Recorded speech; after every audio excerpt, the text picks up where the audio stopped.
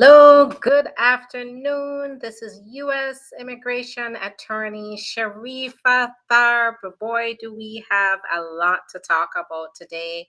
So I am getting ready and started to tell you all the good things that are happening, but also to make you wary about the things uh, that could possibly be coming. And awareness is the our first biggest weapon here. So bring everybody to awareness about what is happening in this country, so that you all, especially those who can participate in this voting process, that you participate, because there are a lot of things happening right now. Now, first of all, the good news is that President Biden has made it very clear that he is willing to move forward with progressive immigration plans that and laws that can help those immigrants who are really contributing to the United States now. And he has done that by announcing two new policies that are set to go into effect around September of this year. Now, that is that spouses of U.S. citizens and children and stepchildren of U.S. citizens can now get their what's called parole in place, special permission to live and work here in the United States. But here's the big deal about this, is that this is like a form of amnesty, because by doing that, Biden has allowed them to apply for adjustment of status, right? So it means that they can now adjust status here with where they may have crossed the border without permission. Right now they can, or they came at the border, like a lot of people came to the border. Now, keep in mind that you do still have to show that you have resided in the United States for the past 10 years. So this is not going to cover those who have been here for less than 10 years. We still have to find alternative options. But for those of you who've been here for 10 years or more, doesn't matter how you enter the US. You came without permission some way, somehow. Maybe you came to the border, maybe they let you in, but they told you that they are not going to give you official parole. Now is the opportunity to get that parole. Once you get that parole, that's your ticket to the green card. That parole is going to be your ticket to the green card, because it is now saying you can apply for the green card now. You can stay here in the US and get the green card. Amazing. That is as close to, it's a miraculous announcement, and it is as close to positive immigration reform as we're going to probably get before the election. Now, college graduates, same thing. Now, with college graduates, once you have an employer, even if you're out of status, you have an employer. Now, the details have to be hashed out, and we have to see what the specifics of it. But they're working with the Department of Labor to work out a waiver plan to make it easier for college graduates, even if you don't have your papers, to be able to get a waiver for maybe overstaying your student visa, right? Say you graduated, but you didn't have any options, so you ended up overstaying your student visa. Now it's giving the opportunity to get a special waiver in place that would allow you to go and get the visa, get approved for the waiver, get forgiveness, and get your visa to come back in and work for the employer who's going to petition for you. Amazing. Because I can't tell you how many times I have spoken to people who they did everything right, and maybe something happened that caused them to overstay. They got their education, they abided by the law. They came in legally, but maybe circumstances happened and they ended up overstaying their student visa or overstaying after. They got their papers, or sometimes an employer promised them more than they could have, and they ended up staying and realizing that they lost their status. They are at a dead end, but no more. That will allow them to move forward to get their H-1B visa. That's an example of a type of visa, specialty type of visa, where, because another thing is that you have to be working in the field that you graduated in. So say you graduated with your engineering degree, then an employer is willing to hire you as an engineer, then voila, you can go through that process to get forgiveness for the overstay and then get your visa to be able to stay here and work and get a path to get your green card. Amazing. Now, we just saw, for example, the debate last week, and a lot of people were, surprisingly, even Democrats were coming out, oh, they're so alarmed. um, Biden did not have the energy to, that he needed to win this debate, and now they're considering changing the who's going to run for presidency. Here's what I'm saying here, right? We have to choose between somebody who is old. Essentially, that's what they're attacking him for, being old, or someone who is going to change the face of the United States. They're going to change the democracy as we know it to be. They're going to violate not only immigrants' rights, but our own rights and liberties. Me as a Black woman, educated Black woman living in the United States, with certain freedoms, with certain rights. I we're all, women, certain individuals, other than,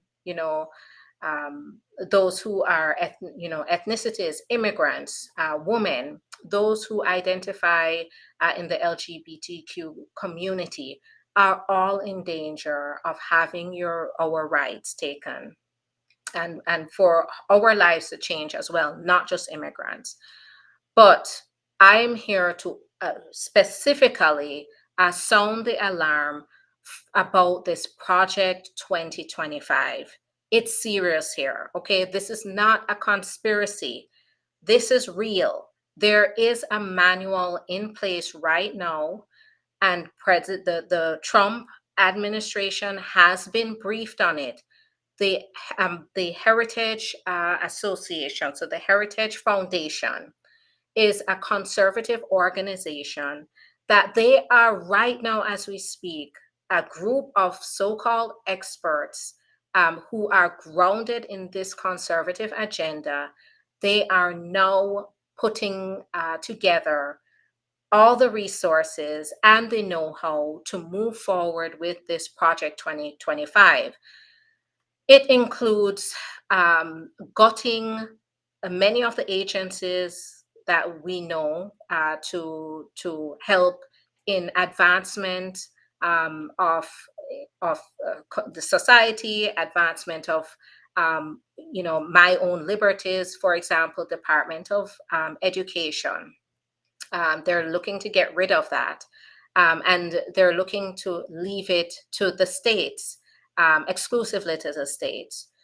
They're looking to also rename, for example, the Department of Health and Human Services to the Department of Life.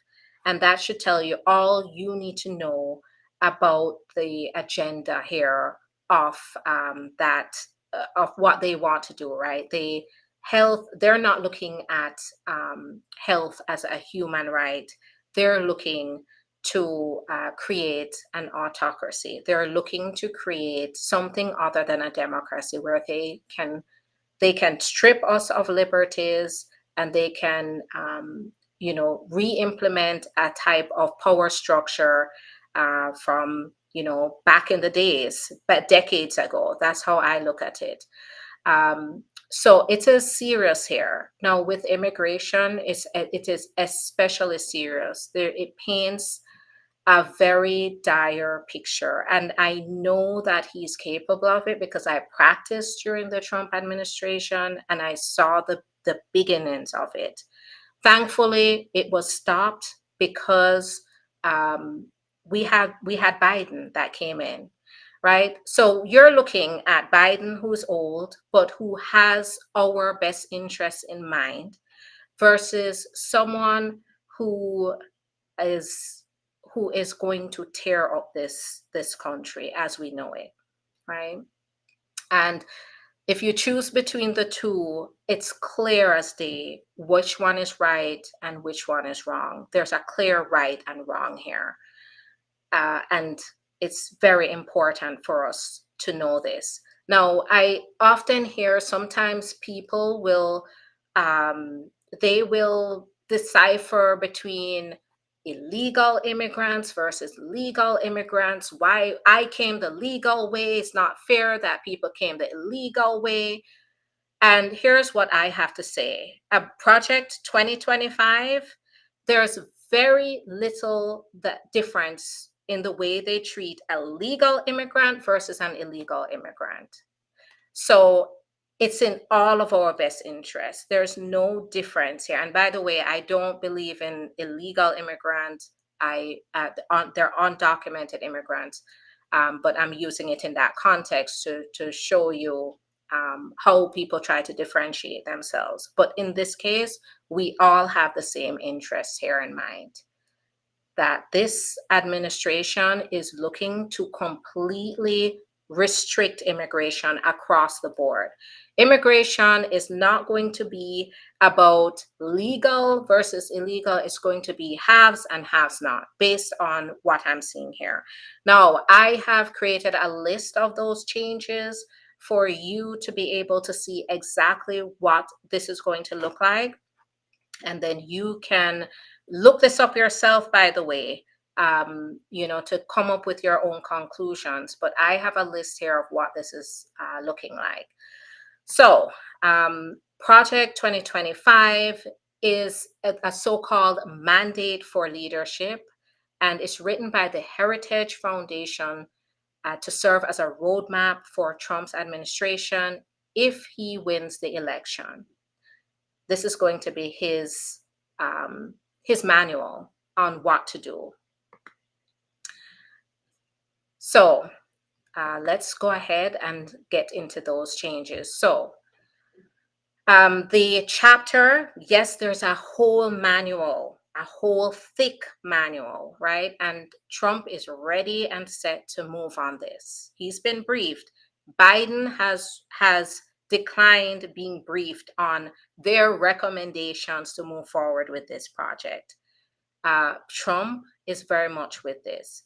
And it was written, this specific chapter was written by the former acting director of the Department of the USCIS. So the acting director of the USCIS, Ken Cuccinelli, right?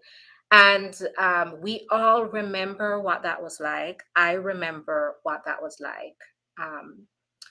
And we are still suffering the effects of his leadership. For example, the long wait times, they are now starting to catch up on the long wait times. But this is why we have those long wait times, because it was intentionally designed that way, to drag people through long processes that really should just be a couple months, 6 months, turning into years. All right, so here are the changes. So they're going to replace the USCIS as we know it. That's where we apply for green card, citizenship, different types of applications to get status here. They're going to replace it with one agency that's just going to focus on the border, and it's going to be the Border and Immigration Agency. Now, the number one priority of this agency is to focus on implementing mass deportations. Right now, we're hearing 11 undocumented immigrants that's going to be the goal, right? We've heard Trump say how, because Trump is this is a part of his plan. Trump has stated He is going to get the National Guard, the military, if necessary, to get as many hands on board, not just the immigration agents, but the military and the National Guard to get involved to round up immigrants, millions of immigrants. The goal is he wants to, this is his goal. His goal is he wants to deport millions. He wants to have the biggest mass deportation project ever in US history. That's what he has promised here.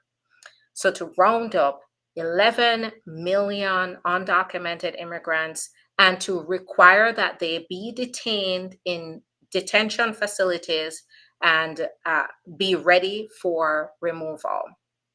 Now, they're looking to, the way they're going to achieve this is by expanding expedited removal. So, right now, expedited removal is limited to within 100 miles of the border and to those who are new arrivals. So, those who may have crossed the border illegally within the last 2 weeks. This is going to go to the entire country. So, nowhere is going to be safe, right? So all ports of entry in the United States are probably going to be places where people are going to be going through mass exits, mass deportations.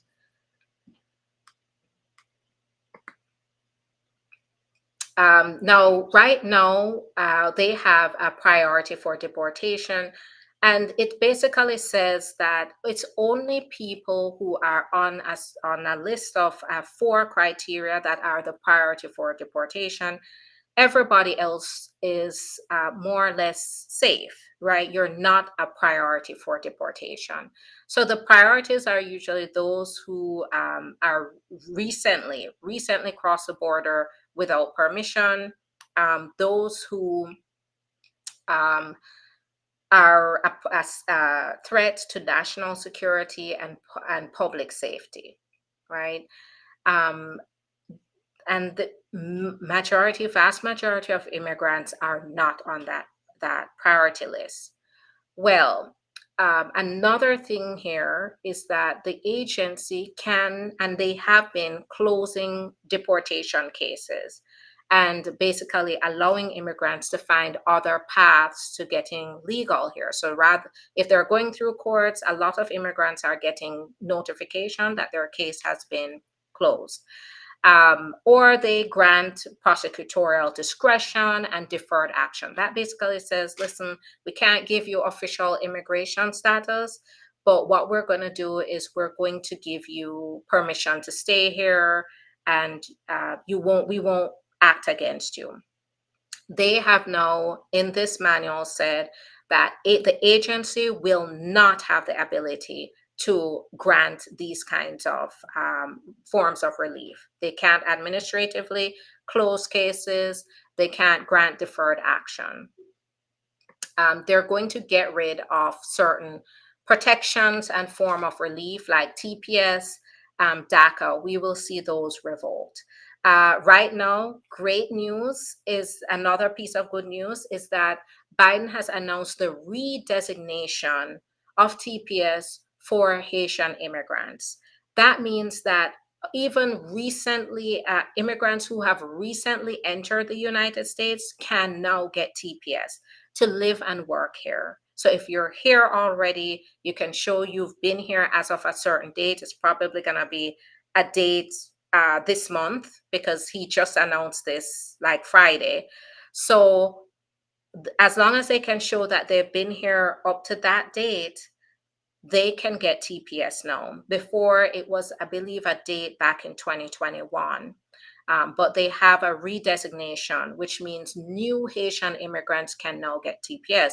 Well, this is going to take that off the table completely. So as you can see, there's a very there is a very big difference between this and what Biden is doing now. Biden is trying to, yes, he's trying to balance immigration enforcement at the border, and he's trying to also be fair to immigrants who are already here and already contributing.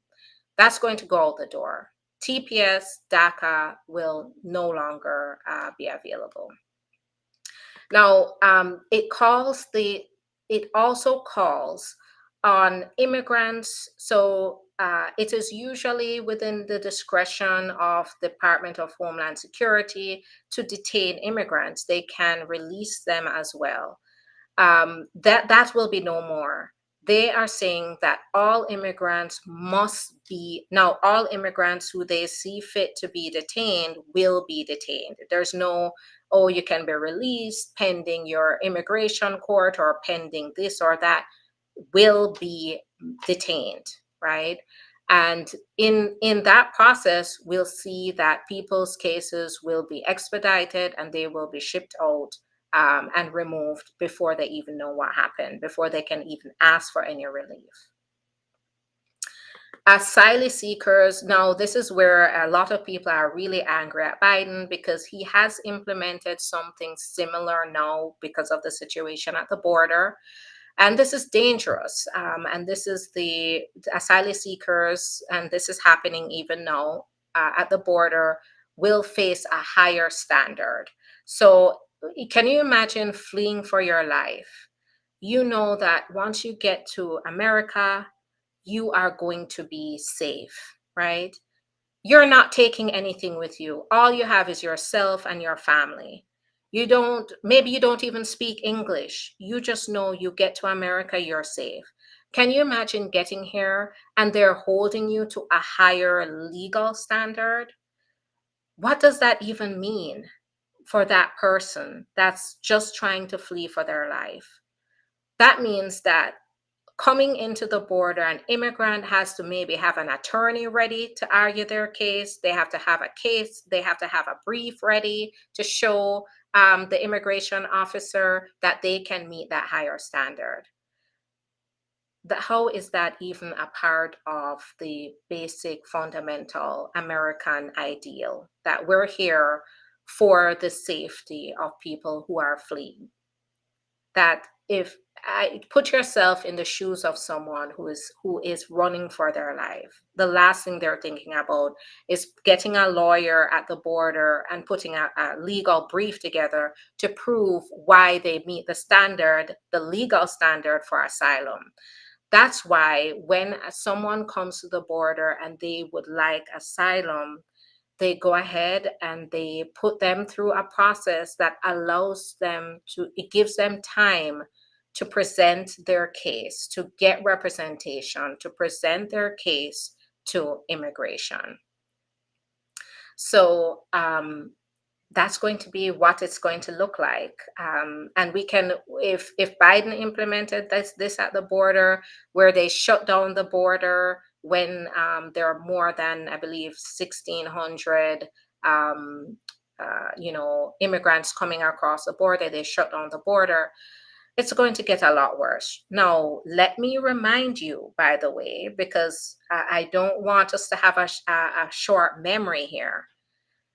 You remember Remain in Mexico policy, right? The Trump administration shut down asylum by making people stay in Mexico. Do you remember family separation, right? These are egregious things that happened. They took small kids away from their parents at the border. They're still trying to fix this situation. They're still trying to fix separation of children from their parents. Can you imagine?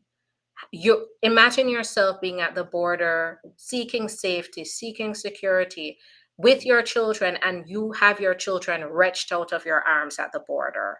That's coming back, by the way, under Trump. While that's not on my list here, we know he's capable of doing it. We know he's going to come back with, if he's coming back with this, why not add things like family separation and the Muslim ban? Remember the Muslim ban? That's going to come back, and that was there, that stayed there.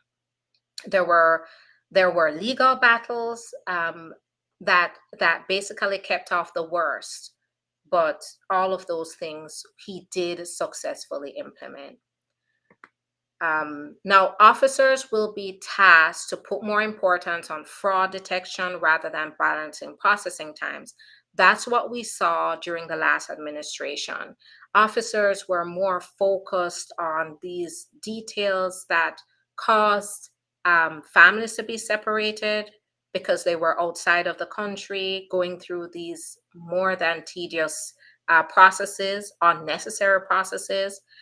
And even cases here in the US dragged on or were denied because of unnecessary screening related to things like fraud detection. So we're going to see this again. We're going to see more harassment of immigrants, all based on fraud detection. Now, another one here that I didn't write down, but which I know is that it's going to be across the board, is that they are going to get rid of officers who are in any way exhibit any kind of resistance to this agenda. They are going to specially train individuals who are aligned with this conservative agenda, with the agenda of the Heritage Foundation and the Trump, what they call Trumpism. They're going to have a special academy of where they are going to train these workers to be able to train them on the ideals of Trumpism and conservatism, and they're going to send them to the agencies that they don't gut and destroy to fulfill these policies. So we can expect that here as well. So gone will be those officers who, the good ones, or the ones that decide to look at the case in an unbiased, fair manner. We're not going to have that. What we're going to have is a slanted viewpoint and very specific instructions on how to harass and how to, frustrate immigrants and their lawyers. Now, to the haves and have-nots. So they have suggested that they get rid of work categories like the H-2B and the H-2A categories. So H-2A are for usually workers in the agricultural department, the agricultural sector. H-2B workers are seasonal workers. You'll find that H-2B workers are basically right now they are the ones carrying those industries like hospitality, hotels, even in certain facilities. So we have anything to do with entertainment, seasonal type restaurants, hotels, entertainment. You have H-2B workers, and then you have H-2A workers who are agricultural workers. They're looking to terminate those work programs altogether. And seeing that in the debates, Trump talked about, so-called immigrants. I think he was referring to Mexican immigrants coming to take away Black jobs. Can you tell me what Black jobs are? But what I am, when I see termination of work programs like this, it makes me wonder if they're trying to make way for so-called Black jobs, where certain people can go back to the fields and they can get rid of immigrants who come in on these visas to work in these agricultural sectors, because they're carrying these sectors right now. There is a shortage of these workers right now, so I don't know where it would make sense to terminate these categories.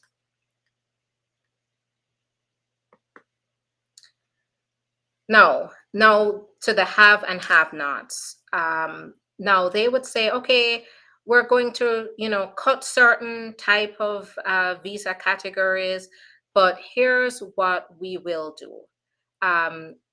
Those who can pay that high fee to get in with a certain visa or speed up their processing times will be able to do that if they pay those higher fees. So there is also on Trump's side, Trump has also said that he is going to require that when people come in, they put down a bond, a deposit of thousands of dollars before they can go ahead and